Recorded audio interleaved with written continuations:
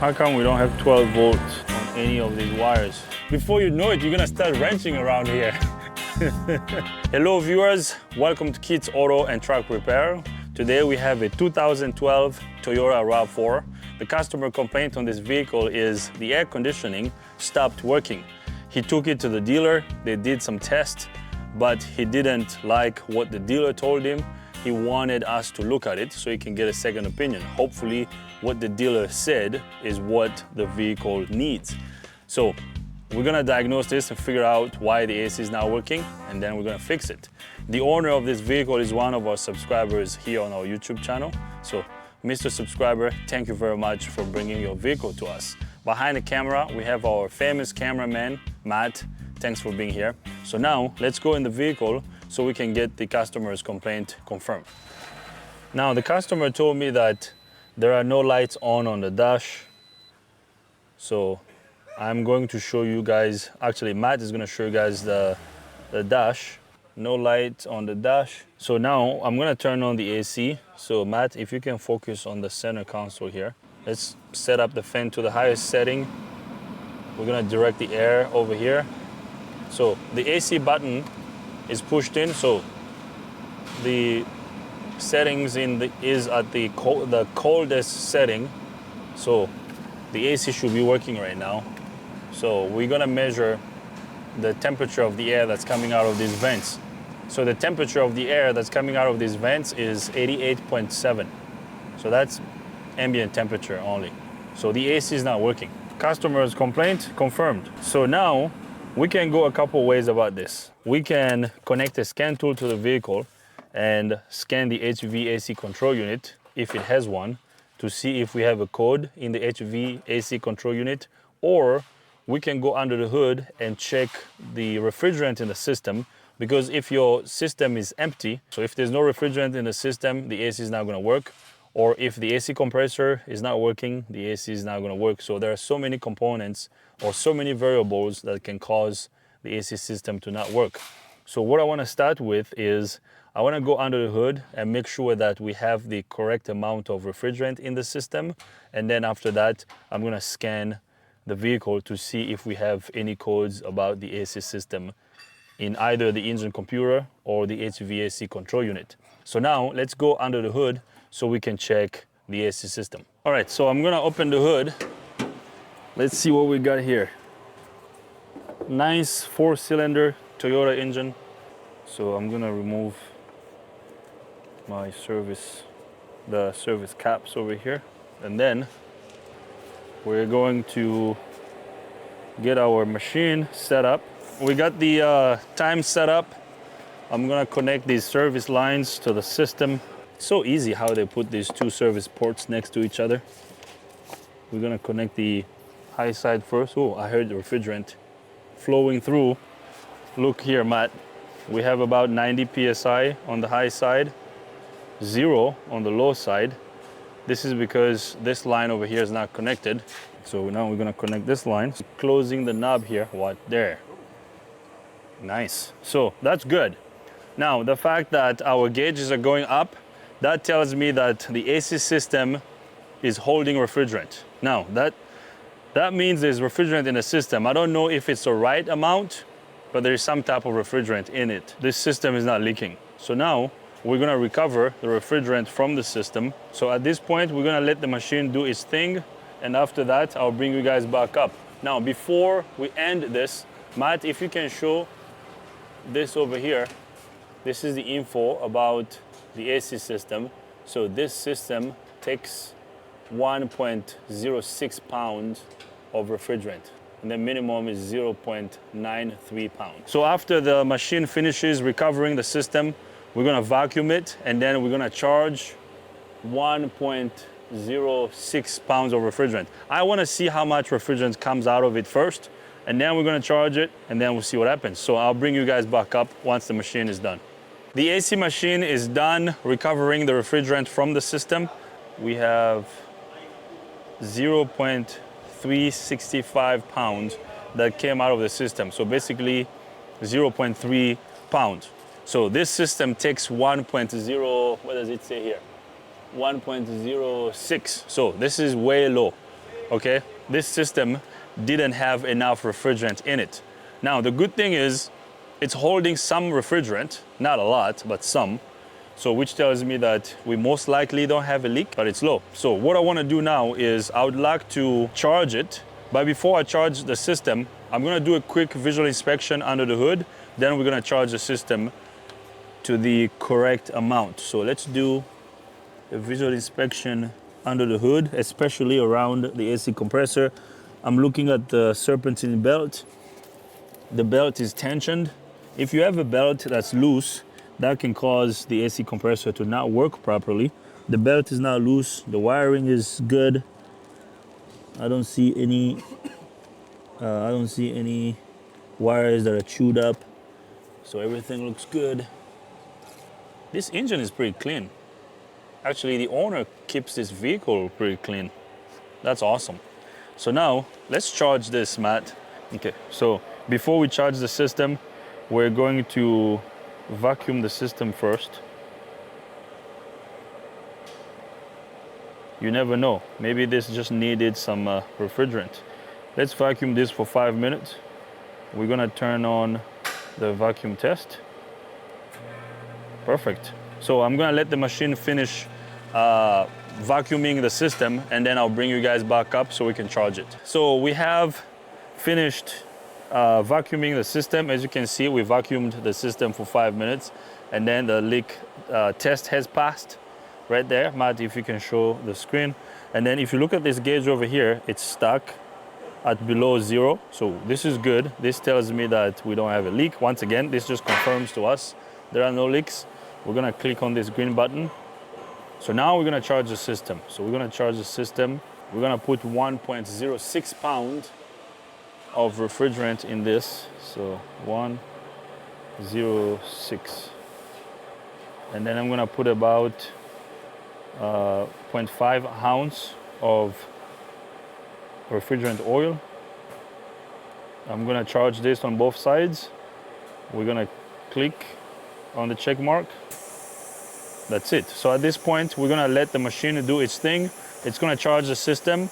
Once the machine finishes charging the system, then I'll bring you guys back up. All right, guys, so the AC machine is done charging the system.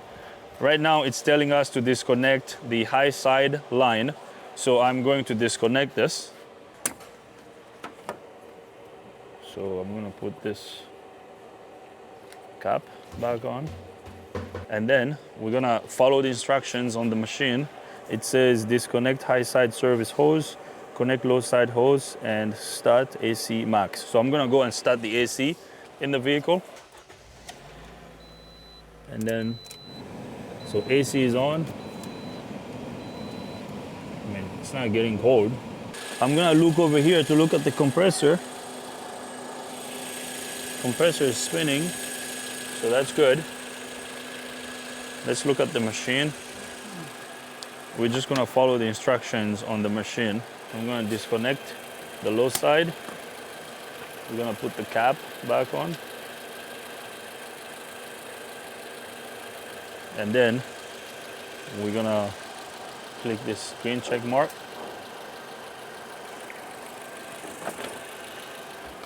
Okay, so now the machine is gonna recover a little bit of refrigerant that we might have in the service lines, and then it's gonna tell us how much refrigerant we put in the system. But while it's doing that, since the vehicle is running, let's go in the vehicle to see if the AC is working. The AC is not working. It's not getting cold right there. So although the system was low in refrigerant, we didn't have enough refrigerant in the system. We charged it, but the AC is still not working. So there's another problem going on. Okay, so I'm gonna get the scan tool dongle connected. What do you think is wrong with this car, Matt? I wonder if it's the, isn't there like a door that moves when it goes like from hot to cold? Mm-hmm. Maybe it's stuck. You think it's stuck?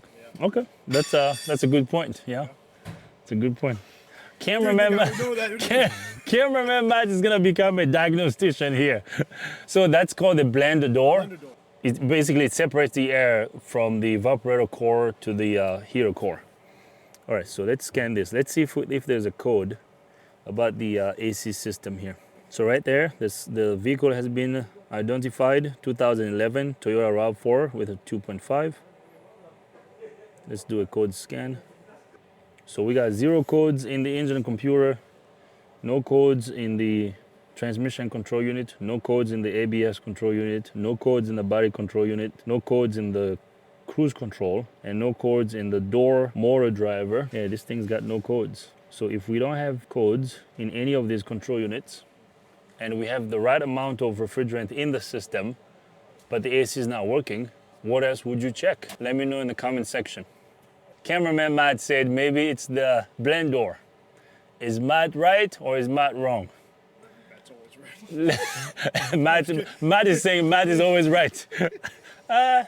Matt is right sometimes, not all the time. Actually, Matt, you're starting to know a lot, actually. Matt has been giving me some ideas off camera, like, oh, Dio, I think you should try this. Yeah. Yeah, you're becoming very knowledgeable about this stuff. He's trying to make me become a mechanic. Yeah, I know. Before you know it, you're gonna start wrenching around here. Man, this engine, this vehicle, no codes. All these control units are checked. They're all checked green. Okay, so in this case, the scan tool is not helpful. So let's get rid of the scan tool. Did I put my thermometer back? Hold on, I'm just gonna use my natural thermometer. Yeah, it's hot. It's also mechanical. These are mechanical. These, you can feel it. Yeah, you can feel it. You can feel it turn. Yeah. Mechanical. Yeah, the heat works. Yeah.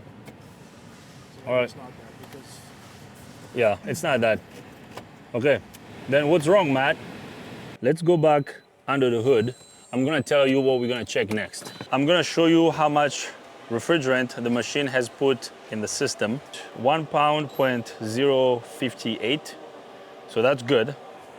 So now what I wanna do is I wanna check the wiring of the AC compressor to make sure that the compressor is being turned on. Let's see if the compressor is getting power and ground. I don't know if you guys can see, but we have a wire. So this is the wire that goes to the compressor. It sends power to the AC compressor. So it's gonna be hard for me to show you down there. I am going to back probe the wires at the compressor. I'm gonna bring out my lab scope. We're gonna test the wires and then I'll bring you guys back up. We are under this RAV4. We ended up lifting it so I could get access to the wiring of the AC compressor. This compressor has 5 wires, 2 wires on this valve over here, and then 3 more wires up there. Now, I back probed all the wires. It's up there, and then this one is going to go over here. So I got all these wires back probed. I hope Matt can see that. Okay, so we're gonna push this out of the way, and then I'm gonna reconnect the electrical connector of this valve. All right, so now I'm gonna lower the vehicle. So if we have power going to the compressor and we have refrigerant in the system, this compressor should work. It should pump refrigerant throughout the system. If it doesn't do that, that would mean the compressor is bad. All right, so we have our lab scope up. Let's go to meter.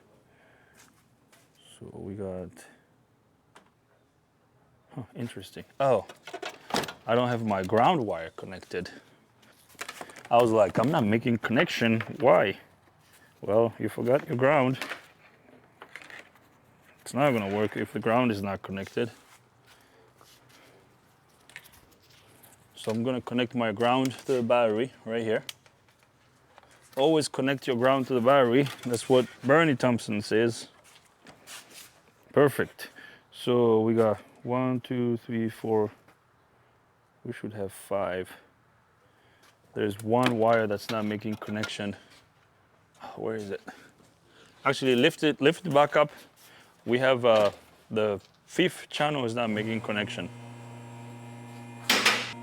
So we're almost done, guys. We're almost done with our diagnosis. Yeah, of course, it came undone. I'm just gonna test the first 4. To connect this one, I have to disconnect the front connector. It was a pain in the butt to disconnect. I'm not gonna do that. So one of these should be power and then the other one should be ground. Perfect, stay there. I'm gonna turn on the AC machine. We're gonna connect these lines to the system. We showed this earlier. So now what I want to do is I'm gonna watch the pressure change on the AC machine when we turn on the AC. Because if the compressor is working,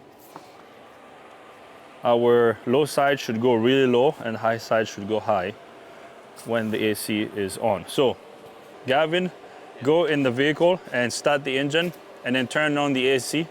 This is starting to look like it's gonna need a compressor. But as you guys know, we just don't throw parts at cars. We diagnose things first. So right here, so channel 3 went up to 4.9 volts. Turn the AC on. What's that? All the way to 4, and then press the AC button. Interesting.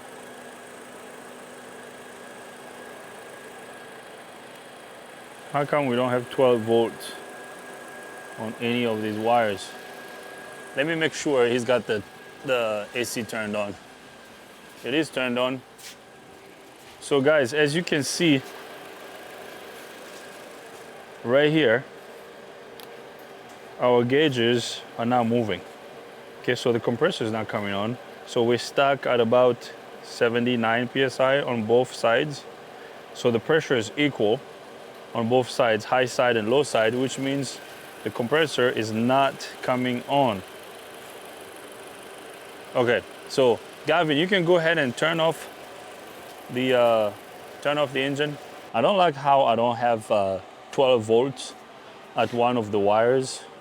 I want to look at the wiring of the AC system on this one. So one of these wires should have power. I have the 5 volts at the compressor, which is the control. It looks like the control is there, but not the power supply. That's manual AC system, right? Because it has the knob. That should be manual. It's not automatic. It's manual, yeah. So. Same one in mine. Okay. It's manual, right? So let's find the AC compressor on this one. So there's an amplifier, AC amplifier under the dash that supplies power and ground to the compressor. Because the wires that I want to check are these wires over here. Let me zoom into this page. Yeah, so with pulley AC compressor assembly, it's these guys, these 2 wires, black wire, white wire, and then red. And then at the compressor, we have gray wire, and then white and black. So solenoid ground and solenoid power. On the solenoid here, we should have power and ground. So we should have power. We should have power on the gray wire. Okay, I'm gonna check these 2 wires. So white and black and then gray. Go ahead and lift it, Gavin. One more wire I need to check. This is the solenoid. We have the gray wire, which is supposed to have power, and then we have the white and black tracer. So these 2 wires over here, so it is going to be our first trace on the lab scope, and then second trace. Okay, I know the colors don't really match, but see, green and then blue, right? We have green and blue on this solenoid over here. Can you see that? Yeah. I'm gonna focus on those 2. So right here is green and blue. So our first 2 channels, which is supposed to be yellow and red. Turn the key on. Key is on.